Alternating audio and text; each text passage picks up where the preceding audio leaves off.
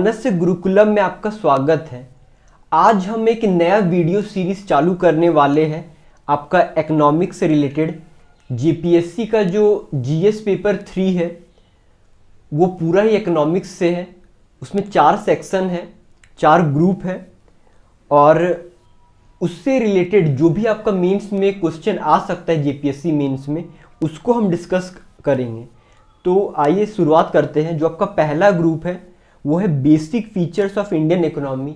इसमें आपका कुछ 12 से 13 टॉपिक है, जैसे जीडीपी, इन्फ्लेशन, बैंकिंग, बहुत बेसिक फीचर्स जो इंडियन इकोनॉमी के होते हैं उनका है। पहला टॉपिक है आपका नेशनल इनकम। तो देखिए, नेशनल इनकम से आपका जो सबसे इम्पॉर्टेंट क्वेश्चन पूछा जा सकता है वो जीडीपी से रिलेटेड है। तो जीडीपी से रिलेटेड आपको क्या क्या जानना है, तो हम एक क्वेश्चन को डिस्कस करते हैं कि क्या जीडीपी ग्रोथ का एक ट्रू एंड एक्यूरेट मेजरमेंट है। आपको इसका फॉर और अगेंस्ट लिखना है, फॉर और अगेंस्ट में आर्गुमेंट्स लिखना है। तो देखिए, इस आंसर में हम कोई भी आंसर है आपका जीपीएससी मेंस का सब्जेक्टिव है, इसमें आपको 3 पार्ट आपको पता होना चाहिए: इंट्रोडक्शन, बॉडी और कंक्लूजन। और बॉडी आपका बहुत बड़ा हो सकता है जिसमें आप बहुत सारे पॉइंट्स को इंक्लूड करेंगे। तो देखिए, इंट्रोडक्शन में हम क्या लिखेंगे। इंट्रोडक्शन में हम पहले क्वेश्चन को का आंसर लिखेंगे कि क्या ये एक मतलब सही इंडिकेटर है या नहीं है ग्रोथ को मेज़र करने के लिए। और दूसरा हम जीडीपी का डेफिनेशन लिखेंगे। तो देखिए, ये आपका हो गया जीडीपी का डेफिनेशन कि जीडीपी क्या है।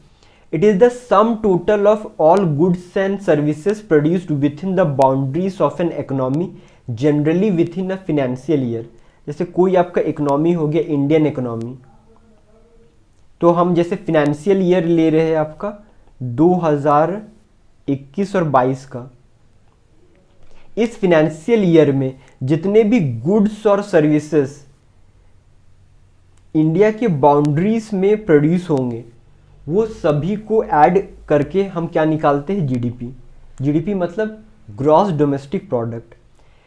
अब देखिए, क्वेश्चन जो पूछा गया था तो हम आंसर लिखेंगे कि ये परसेप्शन पे आपका डिपेंड करता है कि जीडीपी एक सही इंडिकेटर है कि नहीं ग्रोथ का। The manner in which growth is perceived determines weather GDP is a true and accurate measure of growth और नॉट। देखिए, परसेप्शन 2 तरह का हो सकता है। सिर्फ आप इकोनॉमिक ग्रोथ को कंसिडर यदि कर रहे हैं तो जीडीपी एक बहुत अच्छा इंडिकेटर है। क्यों अच्छा इंडिकेटर है? बिकॉज साइंटिफिकली डेवलप्ड है और बहुत सारे रीज़न है। इसके एडवांटेजेस को हम देखेंगे कि इकोनॉमिक ग्रोथ को मेज़र करने का ये बहुत अच्छा इंडिकेटर क्यों है। लेकिन अगर आप एक हॉलिस्टिक पर्सपेक्टिव रखते हैं, जैसे आप सोशल इनइक्वालिटीज़ को मेज़र करते हैं, पॉलिटिकल भी बहुत सारे डायमेंशंस को मेज़र करना चाहते हैं, लोगों के हेल्थ को मेज़र करना चाहते हैं, तो जीडीपी ये सब चीज़ों को नहीं दिखाता है।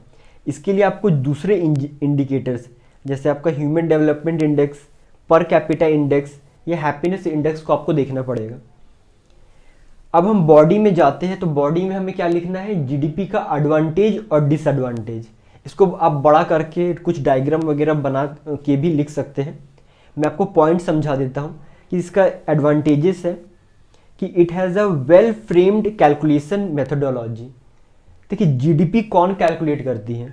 इंडिया में CSO, central statistical organisation measure करती है और इसका एक बहुत ही साइंटिफिक तरीका होता है। स्टैटिस्टिक्स एक ब्रांच भी होता है जिसमें आपको स्टडी करना पड़ता है कि जीडीपी को कैसे मेज़र करते हैं। अब देखिए, यहाँ पे बहुत सारे जैसे जो भी कॉम्प्लिकेशंस है उनको हटाया जाता है मेज़रमेंट में। देखिए, मेज़रमेंट करने में क्या क्या प्रॉब्लम आएगा। जैसे मान लीजिए कि कोई एक व्यक्ति है ए, उसका इनकम मान लीजिए कि 10 लाख रुपए है, वो उसका एक इनकम हो गया, वो अपना कुछ टैक्स भी दे रहा होगा, तो वो टैक्स दिया। तो अब जीडीपी में क्वेश्चन आता है कि अब जीडीपी में क्या कैलकुलेट करेंगे, उनका नेट इनकम को कैलकुलेट करेंगे कि income after reducing the tax. तो इन सभी प्रॉब्लम्स को सॉल्व किया जाता है, एक एक्यूरेट आपका मेथड होता है जो जीडीपी आपका है। तो ये आपका पहला एडवांटेज हो गया। नेक्स्ट आपका एडवांटेज है कि इट हैज़ ग्लोबल एक्सेप्टेंस। जितने भी देश है आपका, 200 से ज़्यादा देश है, सभी ग्लोबली एक्सेप्ट करते हैं कि जीडीपी को। जैसे यूएसए का आपका हो गया जीडीपी, आप यूएस में चले जाइए या अफ्रीका के किसी भी देश में चले जाइए, हर जगह जीडीपी को एक एक्सेप्टेंस मिला है। नेक्स्ट आपका है स्टैंडर्डाइजेशन। ये एक स्टैंडर्ड है। जैसे फिजिक्स में आप जानते हैं कि लेंथ को मेज़र करने का जो सबसे स्टैंडर्ड यूनिट है वो क्या है, मीटर। उसी तरह आपका इकोनॉमिक्स में यदि आपको नेशनल इनकम मेज़र करना है तो नेशनल इनकम के लिए सबसे स्टैंडर्ड आपका जीडीपी है। नेक्स्ट आपका है इजी कंपैरिजन। जीडीपी जो है वो देश के, कौन देश अमीर है कौन गरीब है, किसके पास कितना वेल्थ है, इसको कंपैरिजन में आपका हेल्प करता है। आपका जो नॉमिनल जीडीपी रैंकिंग है 2021 का, उसको मैं बता रहा हूँ। जैसे आपका फर्स्ट नंबर पे आएगा यूएस से, इसकी जीडीपी आपका है 20 ट्रिलियन यूएस डॉलर्स। सेकेंड में आपका आता है चाइना, 13 ट्रिलियन यूएस डॉलर्स। फिर आपका जापान आता है, जापान और जर्मनी। जापान का आपका 5 ट्रिलियन यूएस डॉलर है और जर्मनी का आपका है 4 ट्रिलियन यूएस डॉलर। उसके बाद आपका आता है जो 2021 का जो डाटा है उसके अनुसार आपका नेक्स्ट रैंकिंग है ब्रिटेन का। ब्रिटेन का है 2.9 ट्रिलियन यूएस डॉलर। फिर आपका फ्रांस और इंडिया है। फ्रांस का आपका है 2.8 ट्रिलियन यूएस डॉलर और इंडिया का 2.7 ट्रिलियन यूएस डॉलर। ये तीनों का हर साल आपका चेंज होते रहता है, कभी इंडिया आगे हो जाती है, कभी फ्रांस। तो ये आपको देश को कंपेयर करने में, और 2021 में इंडिया का रैंक है आपका 7th जीडीपी के मामले में। नेक्स्ट है आपका easy forecast of policy formulation. देखिए जो भी पॉलिसीज बनती है they are affected by GDP calculations. कैसे होती है, जैसे मान लीजिए कि किसी भी देश का जीडीपी गिर गया है, इंडिया का मान लीजिए 8% था, वो घट के आ गया 3% या 2% में, तो इसको बढ़ाने के लिए सरकार कैसी पॉलिसी बनाएगी, ऐसी पॉलिसी बनाएगी जो जीडीपी को इंक्रीज़ कर सके, उसके इंडस्ट्रियल सेक्टर को बूस्ट कर सके।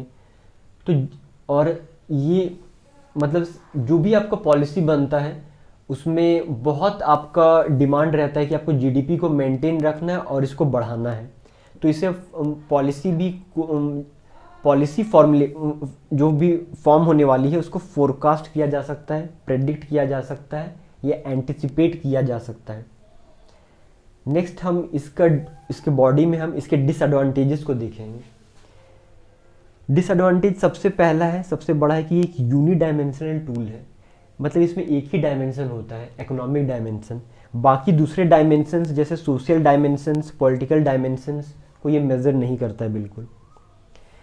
अब देखिए नेक्स्ट है आपका है कि जो इनइक्वालिटी प्रेजेंट होता है इकोनॉमी में, सोसाइटी में इनइक्वालिटी कैसे प्रेजेंट होता है कि देखिए जैसे मान लीजिए कि इंडिया का जीडीपी आपका 2.7 ट्रिलियन यूएस डॉलर है, तो कोई आदमी है जो आपका 10,000 रुपये कमा रहा है और कोई आदमी है जो 10 लाख रुपए कमा रहा है मंथली।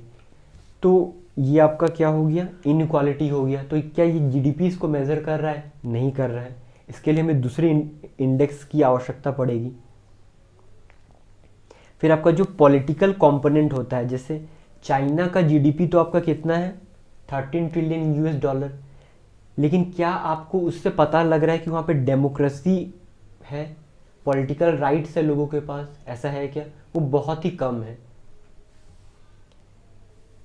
नेक्स्ट आपका है कि it prevents nation from having a holistic approach to development, keeping them narrow mindly restricted to GDP. देखिए आपका डेवलपमेंट जो है उसमें आपका दो पार्ट आता है, क्वालिटेटिव एंड क्वांटिटेटिव। ग्रोथ सिर्फ और सिर्फ क्वांटिटेटिव होता है, तो जीडीपी क्वांटिटी को ही मेज़र करती है, क्वालिटी को मेज़र नहीं करती है। जो भी देश है, जितने भी देश है, वो सब एक प्रतिस्पर्धा में लगे हैं, रेस में लगे हैं कि किसका जीडीपी बढ़े, तो इसलिए वो डेवलपमेंट में फोकस नहीं कर पाती है। जैसे मैं कहूँगा कि जो आपका जो बीजेपी का जो गवर्नमेंट था आपका, जिसमें अटल बिहारी वाजपेयी जब थे, 2002 और 2003 के आसपास का समय था, उस समय इंडिया की जीडीपी थी 8% और लगभग उस समय 50 to 60 मिलियन जॉब्स क्रिएट हुए थे। लेकिन उसके बाद जो आपका नेक्स्ट जो आपका सरकार आई, कांग्रेस की सरकार, जो आपका 5 साल का पीरियड था 2003 से 2008 तक का, इसमें भी 8% जीडीपी था, लेकिन जो आपका जॉब्स है वो केवल 2 to 3 मिलियन ही था मात्र इन 5 सालों में। तो इस पीरियड को हमारा कहा जाता है the era of jobless growth. Jobless growth, growth तो है लेकिन जॉब्स क्रिएट नहीं हो रहे। तो ये ऐसा क्यों हो रहा था? क्योंकि नेशन का आपका मेन मकसद था कि उस समय जीडीपी को बढ़ाना है, वो एक हॉलिस्टिक अप्रोच नहीं ले पा रहे थे। तो ये डिसएडवांटेज हो रहा है कि इसलिए जीडीपी यदि बढ़ रहा है तो ये मत सोचिए कि नेशन डेवलप हो रहा है। ऐसा भी हो सकता है कि जीडीपी, जैसे मान लीजिए कि आपका स्वच्छ, जो आपका गंगा को साफ करने का जो अभियान है, स्वच्छ गंगा अभियान शायद है, तो इसमें गंगा को पहले तो इंडस्ट्रीज लोग उसमें एफ्लुएंट डाल के उसको गंदा करते हैं, उसके बाद उसको साफ कर रहे हैं। उसको साफ करने के लिए जो करोड़ों रुपए खर्च हो रहे हैं, तो वो भी आपका जीडीपी में शामिल है। तो इसमें तो कोई डेवलपमेंट नहीं हो रहा है, गंगा जो मतलब साफ हो रही है। फिर नेक्स्ट आपका है कि it results in unsustainable model of economic development compromising environment.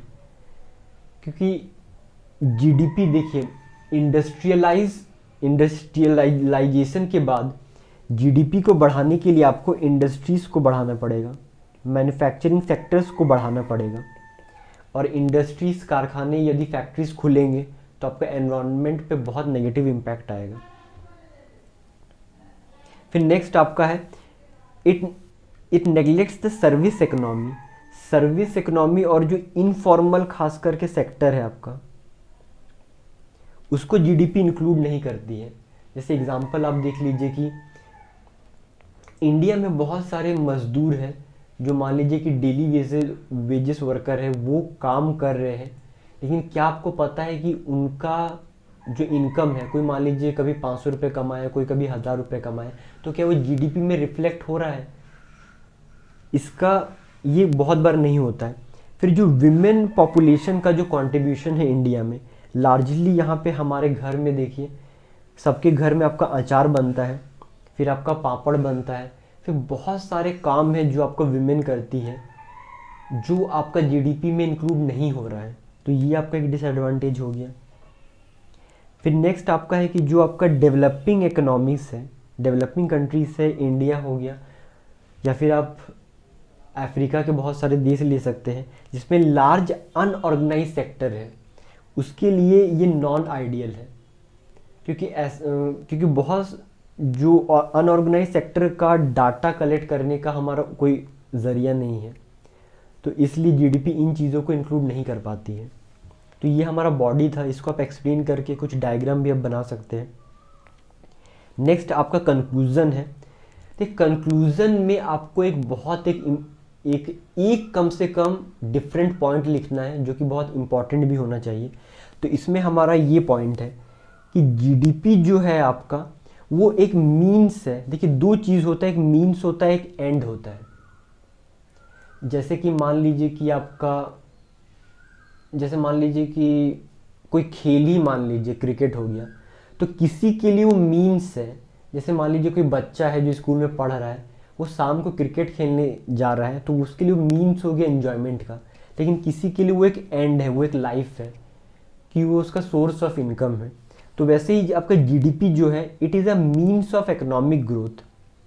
Economic growth का एक मीन्स है, ये एंड नहीं बन जाना चाहिए। इकोनॉमिक ग्रोथ को बढ़ाना है, डेवलपमेंट करना है, तो जीडीपी का इस्तेमाल करना है, लेकिन सिर्फ और सिर्फ जीडीपी ही बढ़ाओ, इससे आपका डेवलपमेंट में नेगेटिव इम्पैक्ट आएगा।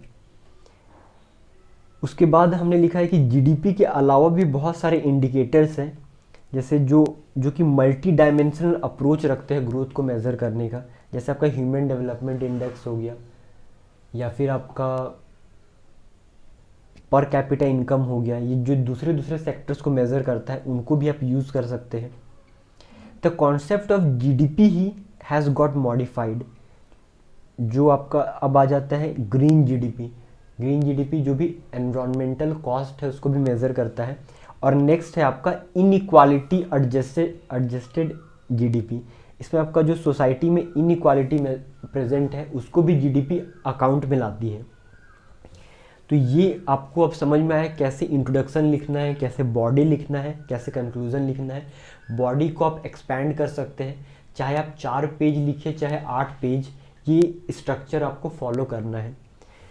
ठीक है दोस्तों, यदि आपको ये वीडियो पसंद आया है तो इस वीडियो को लाइक करें, सब्सक्राइब करें, और यदि आपको कोई भी डाउट है तो आप कमेंट सेक्शन में लिख के हमें इन्फॉर्म कीजिए। दोस्तों के साथ भी इस वीडियो को जरूर शेयर कीजिए ताकि जो भी जीपीएससी मेंस का प्रिपरेशन कर रहे हैं उनके लिए यूज़फुल हो सके।